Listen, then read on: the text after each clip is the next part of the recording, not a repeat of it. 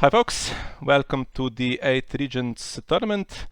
So, we have a game tonight, for the first time streaming it live, and it's Baratheon against Night's Watch. We'll be watching our man Stelios playing against Magnus from the enemy team, and joining me today is Feuerbart from Team Night's Watch. Hello to you. Hi, thanks for the invite, Mia, and thanks for streaming. Pleasure to be here. Yeah, looking forward to this one. I think this is, as I was saying just before we went live, this is a game we really need to win to make it easier over the weekend. And yeah, could be tough because, as you see, Magnus playing Valyrian Steel here, which should be on paper one of the strongest Night's Watch agendas, presumably to defend the wall. And trying to beat that with Aloof and apart. So that could be tricky if Milks and Cravens come in. Yes, and for us, it's of course really important to get the first win so that we don't let Team Baratheon go 3-0 because then the weekend will be very tough. And I have to play still on Sunday, and I don't want to have all that pressure. So I hope Zinni gets some good draw from his Valyrian Steel today. Yeah, I was actually relieved when I saw that you were not in the team this week, but then you came in as a substitute, and yeah, that's gonna be a tough one for us again. All my teammates were also relieved when they saw I wasn't playing, but then unfortunately Francisco got COVID, so get well soon, mate. You Yeah, hear this? definitely. Okay, so We have starting setup, with right? the maiden on both sides and some stewards, so I was expecting more builders here, but starting with 2 stewards for Night's Watch, and starting with the big Bob, the core set 1 for Baratheon. So that's a character that will need to be answered pretty quickly for Night's Watch here. Maybe with one of the negative attachments. Yeah, that would be big. So we have Saturn and Old Steward, some Econ and 1 card in Shadows for Magnus, and another big guy coming up for Baratheon. So I think one problem that Magnus could run into with such a setup that Stelios is just so fast that he cannot set up his wall defense fast enough. Yeah, we have a stand on Robert already, Lightbringer. And still 2 gold left. And lots of economy to start with, so he could just play a drop lot next round to keep the pressure on. But there is a card in Shadows now. This could be Old Tattersalt to find that Craven that Magnus needs. And here is a rarely played card, Street of the Sisters. So that will be gaining 1 power if Stelios manages to win a power challenge by 5. And here we go. Hope for some bad luck here for Magnus. Yeah, Street of the Sisters. Hanno also played that in Battle of Nations in his Aloof deck. And he basically just said he doesn't have any faction card Neil, and it synergizes well with the large power challenges. So the one-off you do see at rally, but then can actually even speed up the power gathering further. Yeah, I think Baratheon can afford a card like that. In this type of deck there won't be the 6-cost Selisi that needs the faction card. And the other one I think is Set Down or Deeds, the draw event. So that's the only real competition here for the faction card Nil. And as you can see, Old Tattersalt missing completely. Yeah, well, that's really bad. Yeah.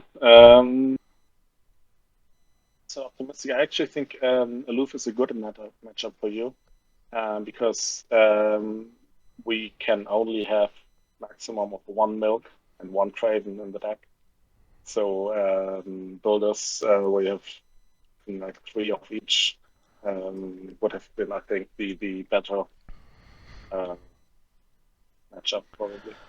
Alright, so 75 cards and maximum of 1 copy, so that will be tough then to stop Robert. Yep. And he can go in for the military here, kill something off, and then do Intimidate. Now, okay, Satin can maybe do something against that. We'll see how this is sequenced.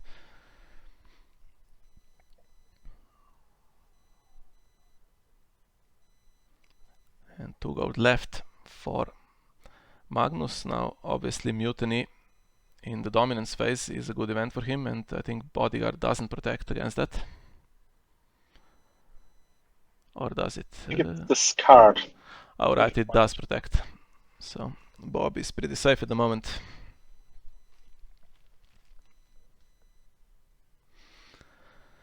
And the other steward is gone, so when Satin is intimidated, he cannot stand Old Tattersalt, because Old Tattersalt does not have the steward trait.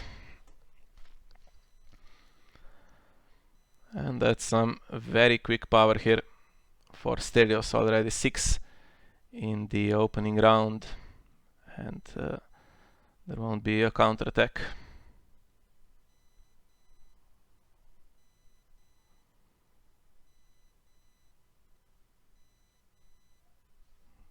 It's a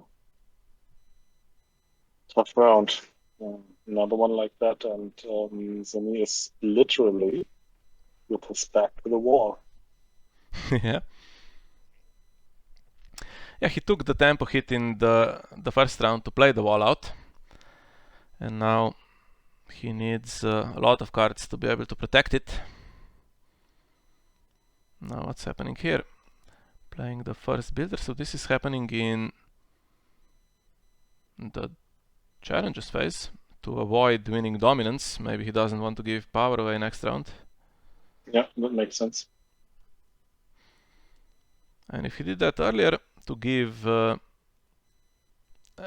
gives the builder trait, so it wouldn't help with Satin. And discarding his warship, that could put him into shadows.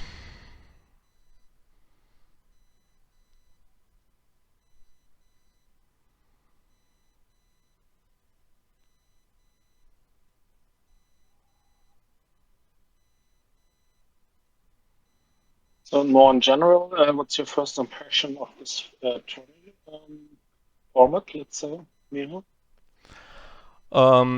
I think it's a really good one, really exciting. So basically takes the inspiration from the old war format that was invented, I think, in North America, and popular with players, obviously, because it has huge numbers, almost as many players here as we had for the World Championship, and that's with China basically not taking part.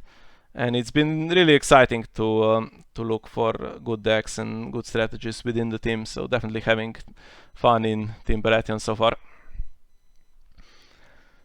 Yeah, also like I've never played War format or haven't heard of it before, but I really like it that you have to play all genders as well. And yeah, so it's always I think, you know, it's excitement. Can I guess the right type of deck? Will it be, you know, a Baratheon? Will it be big guys? Will it be more on dominance and stuff like that? That's really nice, I think. And you have this companionships within the teams, which is, I think, also really, really nice. Oh, and we have Jon Snow coming up. This is something I like to see. Yeah, now this could combat the Intimidate from Bob, and as you can see, Zini is first player this time. So there is a little bit of stand, and Satin can do his reaction whenever he himself is intimidated or knelt for the challenge.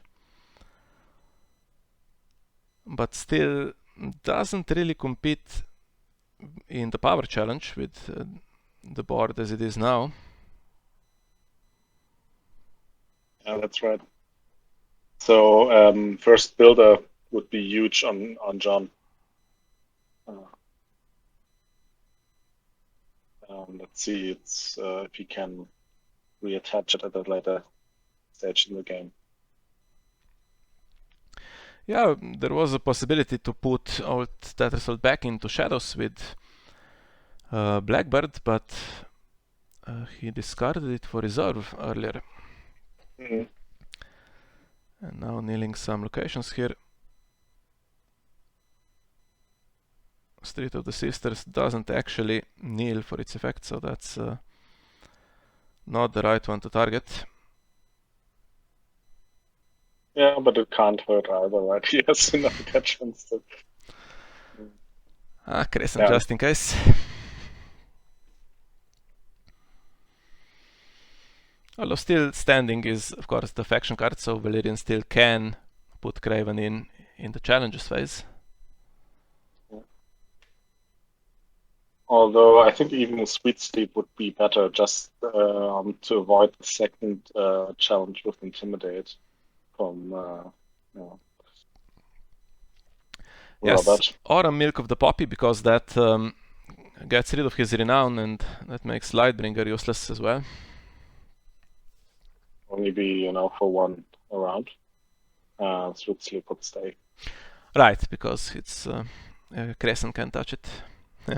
That was a bit of a mistake not to give it the condition trait. We've been through all of that before, but yeah, what's done is done. Can't be helped now.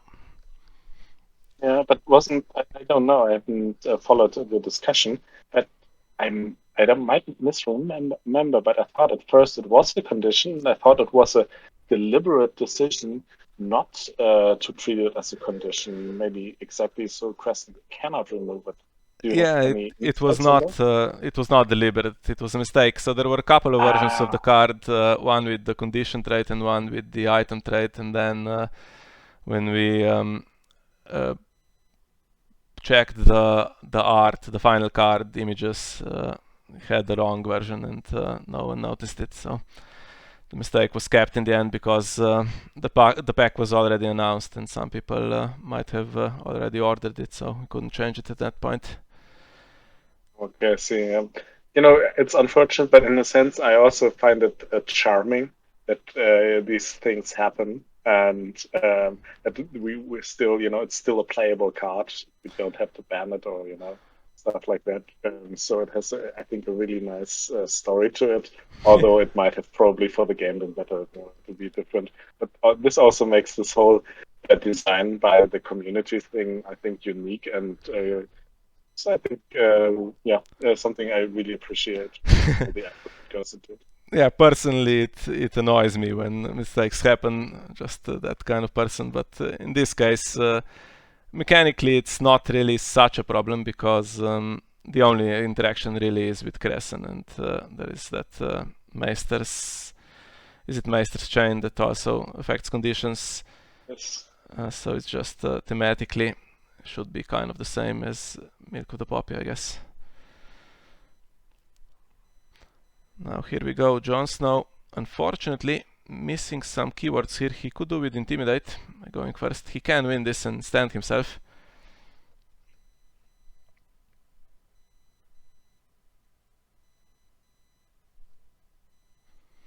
Right, he hits a bodyguard. I think that's... And I think Stelios will be okay with that. Bobby already has a bodyguard, and so the draft orb is not a lord. Yeah.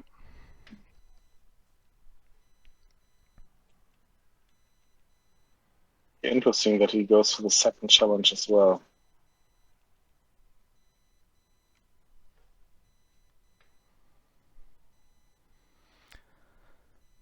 Yeah, it's possible to just win this one on defense and get renowned here. Now what do we have here? No Song So Sweet is the last card in hand. And that's going to have Robert participate without even kneeling here. It's tough. Now a Strangler in hand would be nice. Okay. That's +2. Needs a bit more, but no.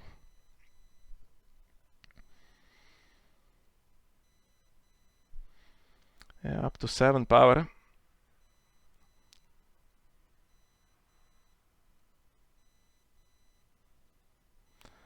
And I'm afraid that if there is nothing in hand, this could be the final round here.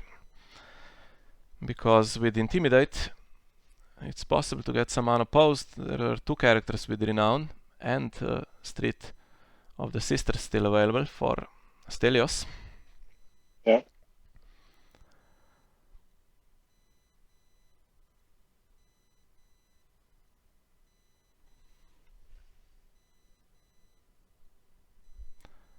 Or maybe not, let's see. So power challenge can intimidate Jon Snow, but then when Satin kneels... But he would probably intimidate Saturn first. Saturn cannot stand anyone. And then... yeah, then Jon will oppose military. I think he needs to do all three unopposed. He will be at unopposed. I mean, to win this round, he would need all three challenges, I think. So I wonder if it can be done. So if you intimidate Jon Snow here, and then you do military with Robert, intimidate Satin, then he stands Jon Snow, but then Jon Snow just opposes intrigue. So I don't think there is a way to get all three of them.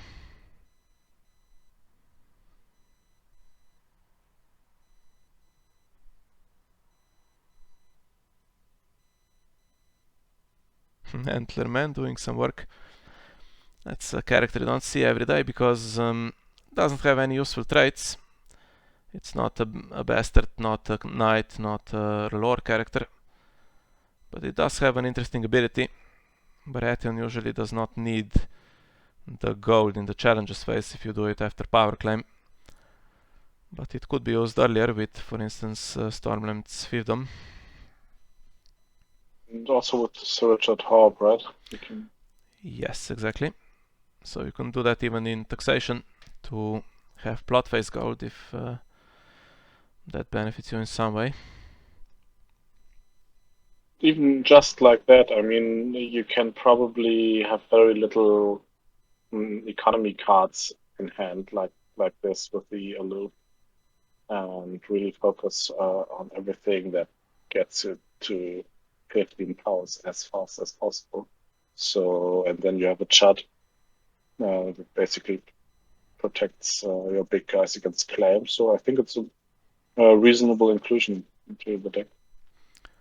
Yeah, it's nice. If you had, for instance, two of them, and then you have Richard and Fiefdom, that could be 4 gold extra in the marshalling phase. Now, what happened here? Is there a chance to do the intrigue? So, saving the day. Lucky, nice. Dolores at for the rescue. And that keeps Stelios on 14. Now he could actually give first builder to Jon if he doesn't forget I think he could have given for 2 gold, and yeah, it would have been in play, and he would have drawn another card. So I don't really know why he didn't. Maybe he just forgot. Maybe he was so happy that he landed at 14 and not at 15. But maybe he has given up here. It's even surviving this, it's difficult to imagine that he could survive next round because Robert is protected, and he even protected against the pointy end because he has 2 attachments. right. And more stewards discarded. So a steward wall defense deck, which is interesting.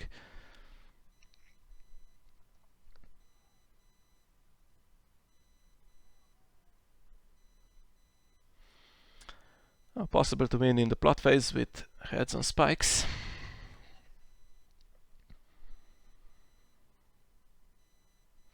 But the safer option, I think, is to go for more draw, although we just had the Mother for Stelios and it did draw a card, so maybe that was the draw plot. You win or you die against the Harris. Yeah, he has to play the Harris, and even then,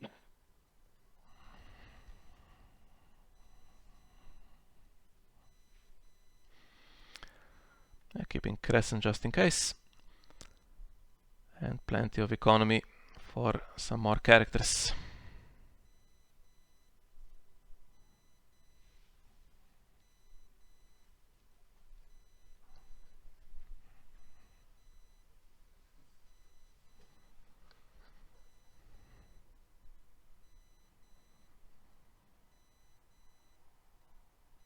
No.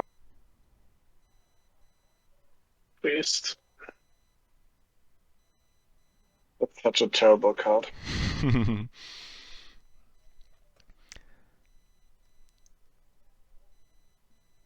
Yeah, he can take anything that looks annoying here. Basically anything that would stop Robert winning on the first challenge.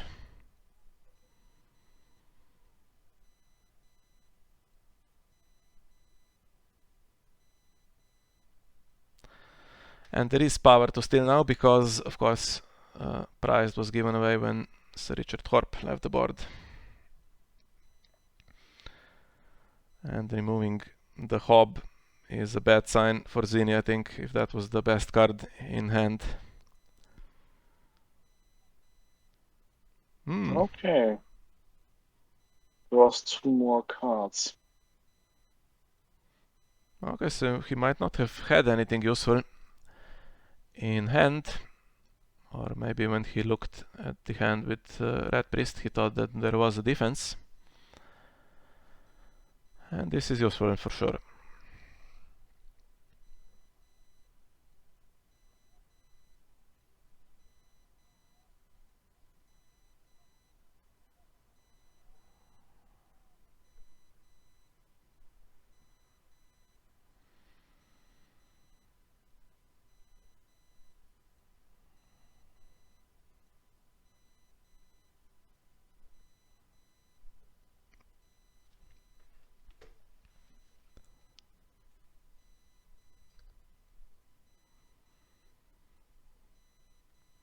A marshalling the lower side. So now I feel there must be a red card coming.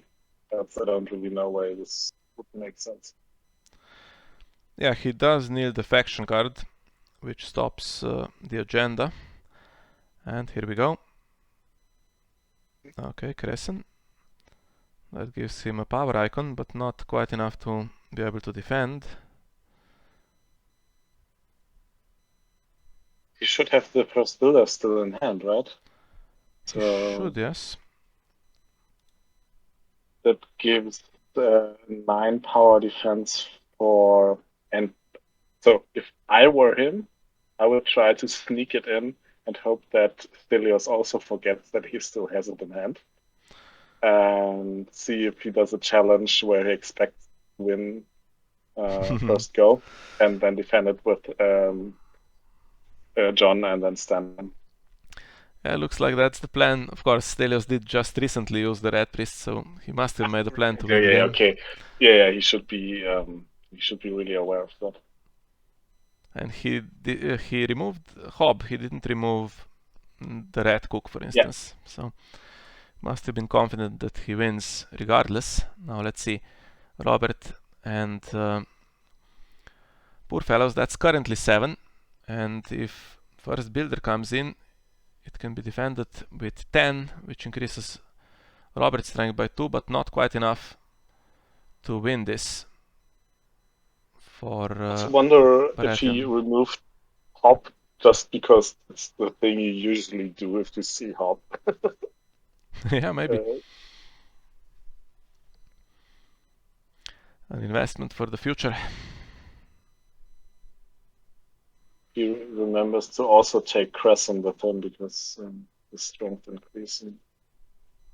Robert. So John will not be enough on its own.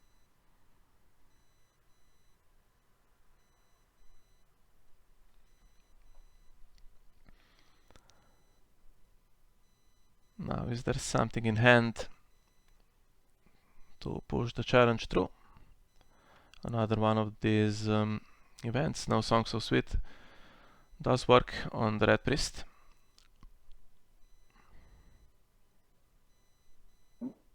No. Okay.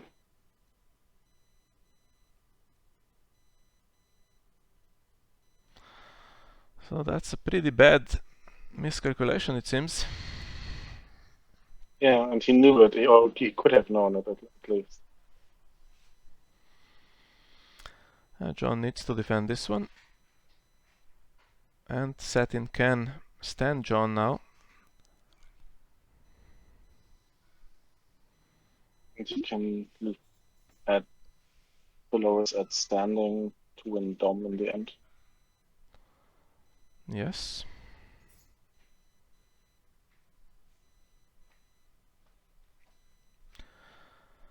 And the Bastard of Nightsong. He was in hand when Stelios played Set Down Our Deeds earlier. Or maybe he drew him with that event, of course, but it seemed like it was possible to play him with the gold. And that's a bad round, and Zini already on 7 now. Mm-hmm. Now Crescent will go back. Switch sides, exactly. And still, the pressure is on. It's still winnable with Challenger 2. But now there is more defense, of course, with Jon Snow. Would be really good if Cine had another power icon coming out next round, because Jon on his own will not be able to defend it. And then it's Renown, Starry Sepp, potentially Street of Sisters, and the Claim.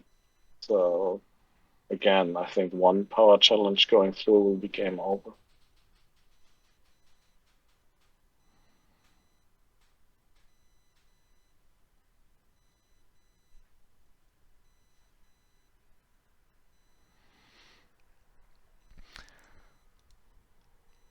Now let's see what the next plot is here for Stelios.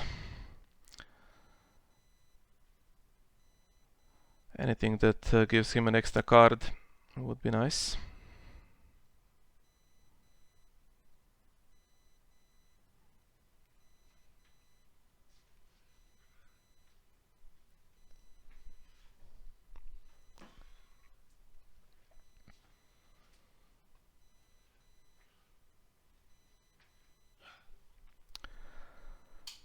It's another Smith against Bran the Builder. And Zini wins initiative. Now does he go first? Slightly dangerous because it's risky to do challenges. And yeah, he lets Stelios go first, but of course equally dangerous because you could lose before you get a chance to strike back.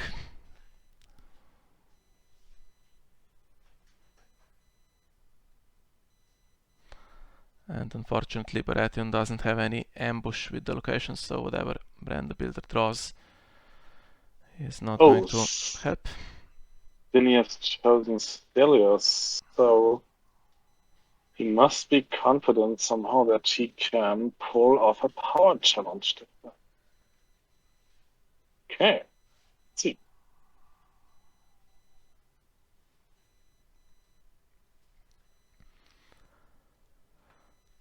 And seems like we do have a character. And needing the other economy location, but anything should be playable with 7 gold here.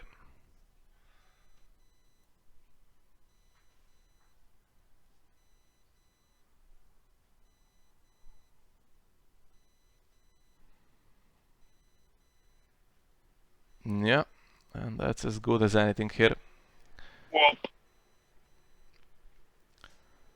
So King Stannis' host is another renowned character and helps tremendously with winning the power challenge, and also it can assault the wall, which reduces the strength of defending characters by an additional 1, of course, by blanking the text box. So now it is winnable in a single challenge if Zini doesn't have some more answers, and he has plenty of gold here. But I mean, he has 11, 12 strength on power, and then whatever Bob will add. So, and then any one of the defenders that Zini can marshal will get -1 due to the ability of King Stannis' host. So I hope he has something really, really surprising in hand. Yeah, Strangler on Bob, I think still kind of lets him win because there would be only 12, 13 on attack, and maybe he can marshal a few more power icons.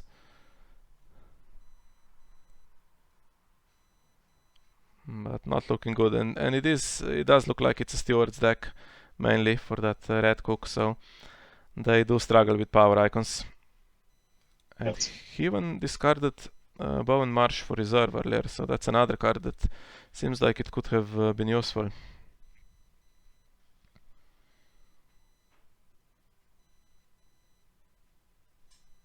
But I often feel when you're, lagging behind in a game, you have so many cards that you want to play, and then if you have to discard for reserve, it's always, I think, struggle. Oh, and another red cook, and Mr. Crescent comes back again. Yes, switches sides again. But still needs an icon, I think. Still not quite enough.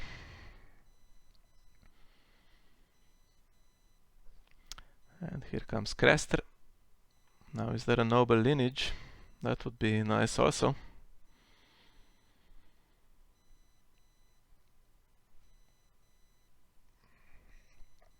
For gold, and we know that there is the Water Dancer sword.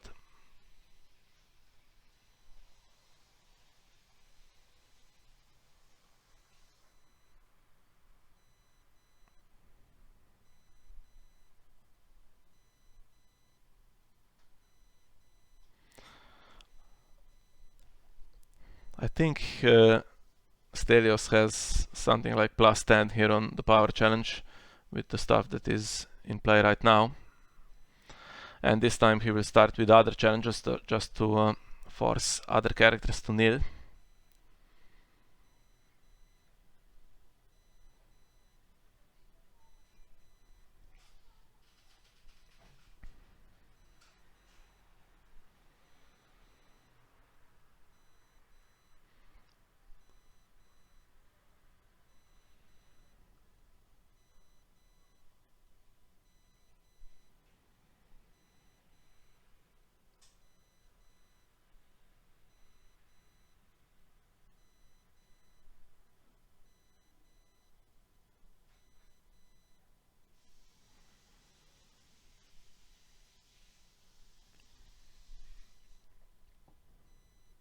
So he defends with the lower set, which makes sense because it's also potentially somebody he could now also kill if he doesn't want to defend or be military. Usually you would be looking to kill the character you steal with Red Cook, of course, because that comes back, but I don't think you can spare Crescent here. So John stands his limit once per phase, so that's, if he defends the power challenge, that's it for him.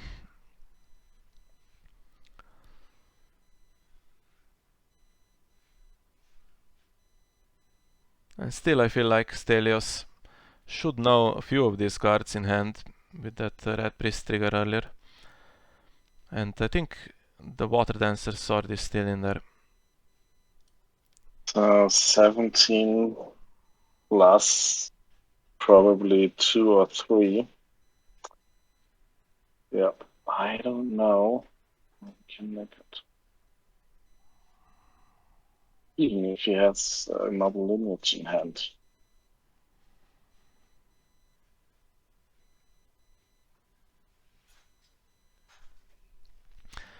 Yeah, Strangler is the one he needs, I think. And then against the army, still not quite enough.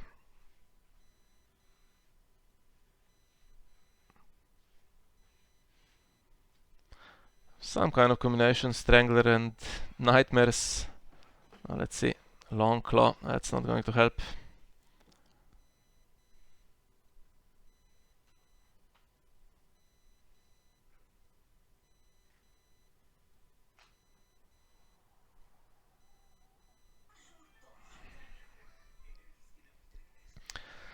And drawing another one.